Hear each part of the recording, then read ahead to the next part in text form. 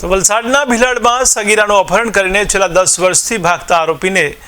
પોલીસે દિલ્હીથી ઝડપી પાડ્યો છે। તો ભીલાડમાં 10 વર્ષ અગાઉ લગ્નની લાલચ આપીને યુવાને સગીરાનું અપહરણ કરી હતું,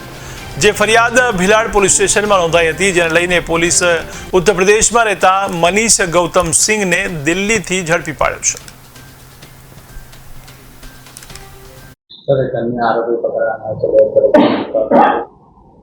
આ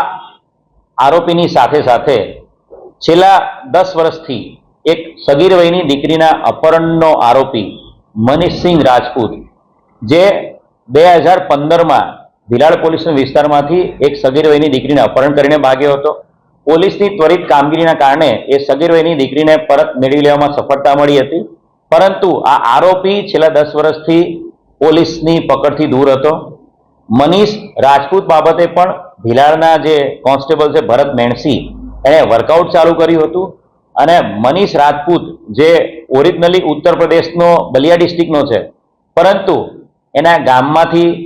જે તપાસના જે કાગળો હતા, જે તે સમયે જ્યારે દીકરીને લઈને ભાગી ગયો ત્યારનું એનું એડ્રેસ, એ અહીંયાથી ભાગી ગયો પછી એનું જે વતન છે, એના જે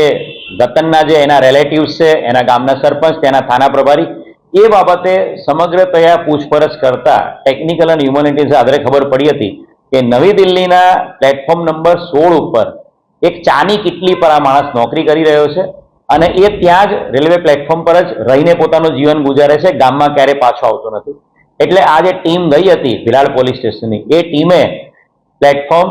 રેલવે સ્ટેશન આઈડેન્ટિફાઈ કર્યું અને ત્યારબાદ એ પ્લેટફોર્મ પર જે ચાની કિટલી છે એની પર આ જે મનીષસિંહ રાજપૂત છે એને આઈડેન્ટિટી કન્ફર્મ કરી હતી અને એને પણ ઉપાડી લીધો છે। એક સાથે 2 મોટા ગુનાઓમાં આરોપીઓને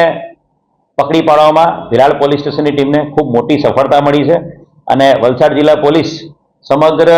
દેશમાં જ્યાં પણ નાસ્તા ફરતા આરોપીઓ અમારા વલસાડ જિલ્લા પોલીસમાં જે પણ ગુનાઓમાં વોન્ટેડ છે એ બાબતે સતત કામગીરી કરી રહી છે।